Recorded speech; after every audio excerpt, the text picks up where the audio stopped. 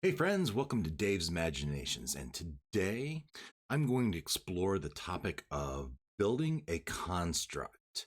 One of my players gained the insight of how to build a construct, and so today we're going to figure out exactly what that means. So stay with me.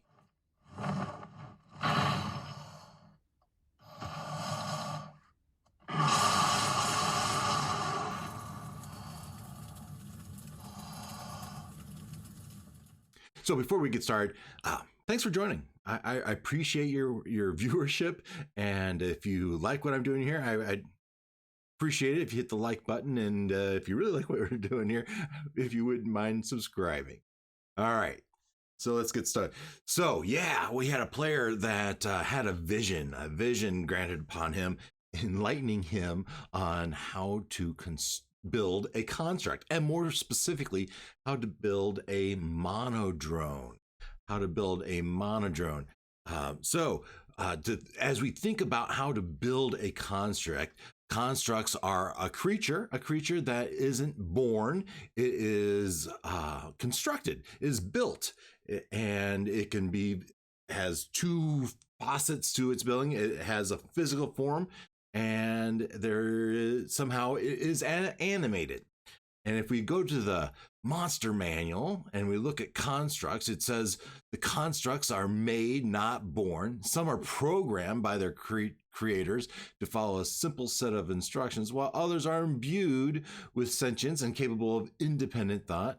Golems are the iconic constructs, many creatures native to the outer planes of Mechanus, such as the Monodrome, such as a Monodrome is a Monodrome, are constructs shaped from the raw materials of the plane by the will of more powerful creatures. And in this case, it would be my player character, the guy in my group. So then I took a look at, then as I went down this rabbit hole, that is, how do you build this construct, specifically the Monodrome, I went and I looked at the description of the Monodrome in D&D Beyond. I went into the monster manual and I took a look at the description of them, and then I saw that in there is a rogue Monodrome. But maybe before we do that, let's jump over to D&D Beyond here. And let's take a, so Monodromes, what are Monodromes? Monodromes are beings of absolute law that adhere to hive-like hierarchy. They inhabit the plane of Mechanus and tend its eternally revolving gears, their existence a clockwork routine of perfect order. They the absolute law and order. Under the direction of their leader, Primus, Monodromes increase order in the multiverse in accordance with the laws beyond the comprehensions of mortal minds.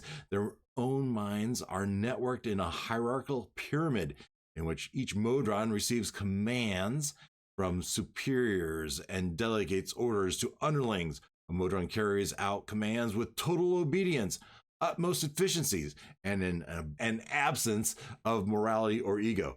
Monodromes have no sense of self beyond what is necessary to fulfill their duties.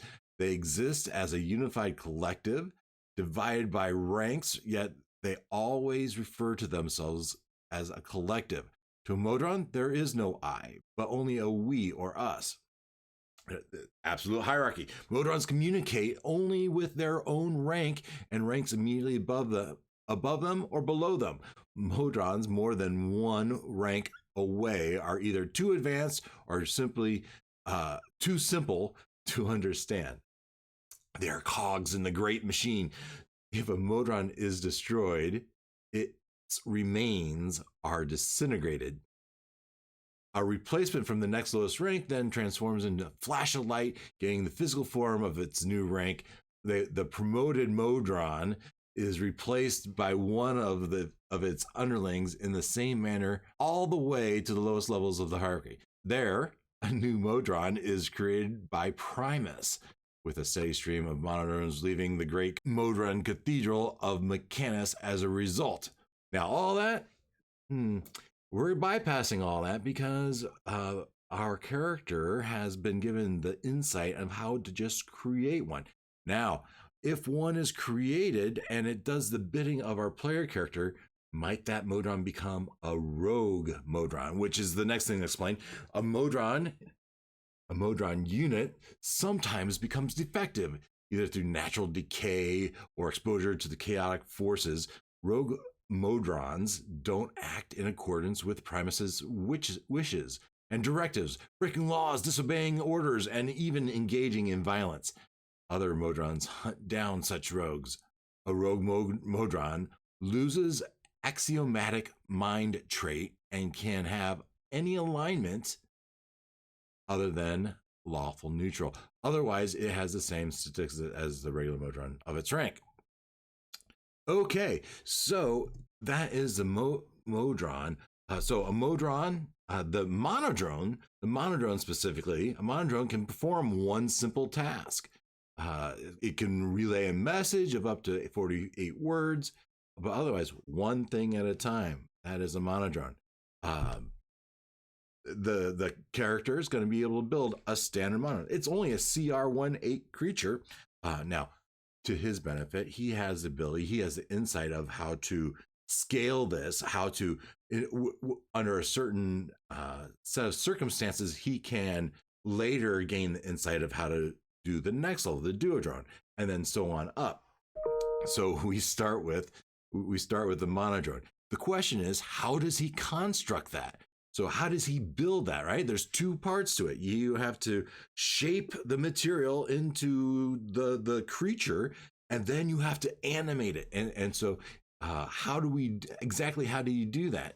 So in my research, I looked at this, and so I compared it to a golem, and because there is a manual of golems, was a book that contained instructions on how to construct a specific type of golem.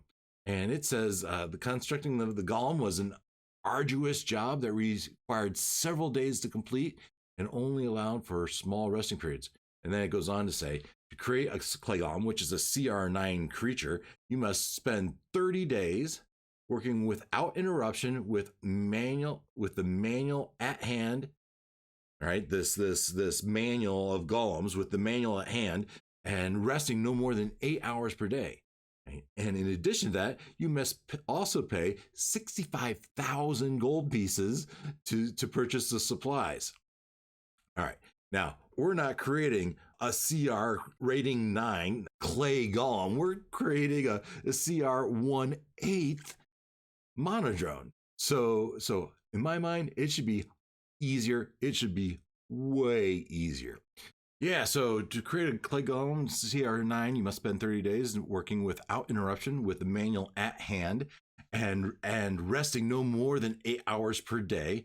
You must also pay 65,000 gold pieces to purchase supplies. Then I just did some simple math. And we're not creating a CR9 clay golem. We're creating a 1/8 CR Monodrome. So if I just do the math and I take 480 hours divided by 9, I come up with 53 hours, 53.3. And if you divide 65,000 gold pieces by 9, you get 7,222 gold pieces. That's for a CR1, but we're 1/8 of that. So 53.3 hours divided by 8 is 6.6. Maybe call that 7. And 722.22 divided by 8 is 903. Now, so to create a CR18 Monodrome, it makes sense to me that this would take 7-ish hours and 903 gold pieces. That makes sense. But it's more than just having the time and the materials. You have to have the ability. So this person has proficiency in blacksmithing tools, which I feel is a requirement. And so but he has the Blacksmith Tools. But if we look at the Blacksmith Tools in Xanathar's Guide to Everything, it says that smith tools allow you to work with metal, beating it to alter its shape, repair damage, or work raw ingots into useful items. Components of the smith tools would include a hammer, tongs, charcoal, rags, and whetstone. Now, that sounds great, but it sounds like it's missing some stuff to me. Not included with the purchase of the smith tools is an anvil. or a forge. Now, yeah, it's fine to have the hammer, tongs, charcoal, rags, and whetstone. That's all great. But if you don't have a forge, a heating source, or the anvil to pound against, then I don't know how you're going to shape iron, right? So I looked at the artificer. I looked at the artificer, I looked at the battlesmith, and under the artificer battlesmith, the steel defender, it says, at the end of a long rest, you can create a new steel defender if you have your smith tools with you. And then I thought, well, what about if you had the fabricate spell? Would you really need to? Yeah, probably not, right? That's a 4th level spell. If your character is strong enough to have a 4th level spell that lets you shape metal through a spell, I think that's a pseudo replacement. And there's another spell to replace your heat. Oh no, of the Forge Domain Cleric, you could become a 2nd level Forge Domain Cleric as part of a ritual that you can lay out metal, which can include coins with a value equal to the creation.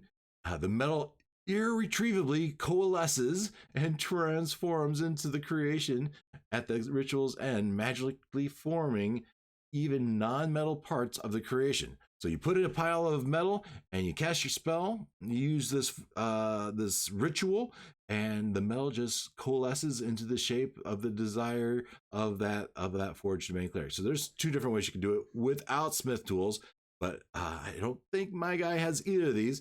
So we are back to how do you do this? Now, it also says underneath that Artificer, Battlesmith, Steel Defender, it says that he can repair. That character with that at that level, at that class, he can repair. And with access to your tools and an open flame hot enough to make metal pliable, you can restore 10 hit points to a damaged metal object for each hour of work.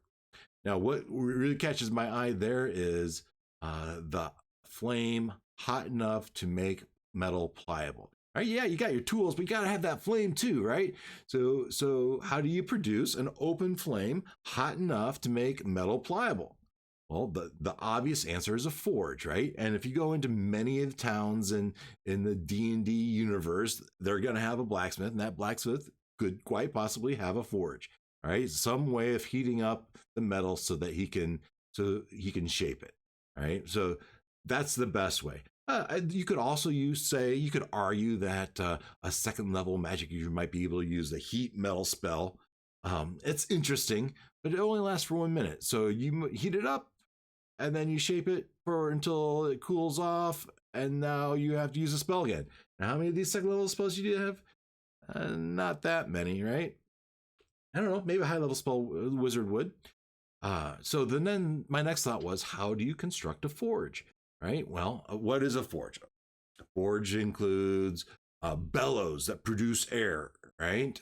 And that air is then funneled through a tube to some sort of tray that is full of some sort of fuel, like coal or something burning, right? They stoke that fire to make it really hot, right? And whatever that container is that's holding that fuel has to be hot enough to withstand the heat of its own forge.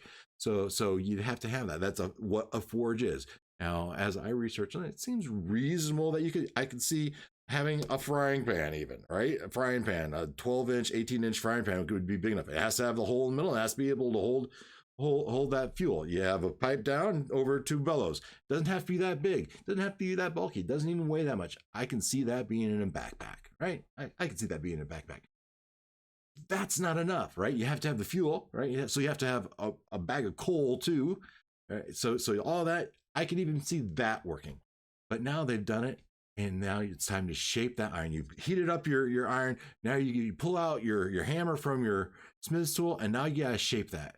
And how are you gonna shape that? You're looking around, and you're gonna use that stone? That's not gonna work so well. It's all lumpy and not perfect. You're gonna want an anvil, right? And so now I've got a problem, because anvils, a 15 to 20 pound thing, and you're going to carry around an anvil everywhere you go. An adventurer, as he goes through a dungeon or through the wilderness, he's going to carry an anvil with him. All right, so there could be an argument. There could be, well, encumbrance says I can carry up to 300 pounds of stuff. All right, there's one thing of being able to lift 300 pounds of stuff, and there's another thing about carrying around 300 pounds worth of stuff, right? And it just doesn't seem very realistic to me. So you'd have to have your forge, which you could see, and then you'd have to have your anvil, right? And then you have to have your smith tools. So now we have, if you have all three of those things, then you have the ability to work iron, right? Work metal. Or you can do it magically if you have a way around it. You can do it magically. That works too. I guess to summarize, to answer the question of what does it take to build this construct, to build this monodrome. So if we summarize here, we're saying that for the monodrome, if we use the whole ratio as related to a clay golem, so the monodrome is going to take, the CR 1/8 is going to take about 7 hours, 6.6 hours, and 903 gold pieces. All right, so you have to have that. The 903 gold pieces represents the equivalent amount of iron and metal and materials it requires to assemble the creature, the construct. All right, and then you need a way to assemble it. You need to have the ability to shape iron, or you, I suppose you could purchase the pieces, but then that 903 gold pieces comes a little bit more real, right? And so you have to have the time, you have to have the materials, which materials / gold pieces, and then you need to have you have the ability, but you have to have the space, the place to do it. You have to have the forge, you have to have the anvil, and so out in an adventure in the wilderness in a dungeon, it doesn't feel likely. In a town, it becomes much more likely. I would think in the setting of D&D, that any small town, even a small town, is probably going to have a smithy that's going to be working iron, even if it's just for tools that the local people would be, traps or farm equipment. That all requires horseshoes. All right, this all requires a smithy to help shape that. They can bring some of that in from the next bigger town too, I suppose. So I would think that the best idea would be for my player to get into a town where there's a blacksmith, and then negotiate with that blacksmith, let that player use his forge for a day, and then you'd be able to build it. As long as he has the material, he has the time, he has the gold, and he has the resources. And with all that, so you have the time, the money, the resources, and then it becomes the other part of it is the animation, right? How do you animate your creation? And that's probably the more fantastical part of it, right? There had to have been something that would give it its animation, bring life to the creation. And so in my case, it was a gift from a god, a vision. And in other cases, it could have been that manual of the golem. And then if you want to scale that down to whatever creature that you're creating, that's great. So that's how I'd create a construct, specifically the monodrome.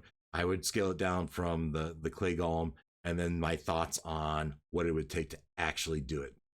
How would you do it?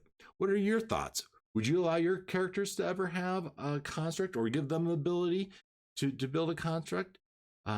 If so, how would you do it? Would you allow them to carry an anvil around with them all the time? That's assuming they don't have some sort of bag of holding or portable hole, right? There's other ways, as I read, that they could shrink a whole blacksmith shop into some figurine. Right, those are all magic solutions. I get that. Those could exist, and that's all up to your imagination, whatever your dungeon master will allow. But so, how would you do it? What are your thoughts? I'd love to know. So leave a comment in the comments below. Like and subscribe. I appreciate you. Take care.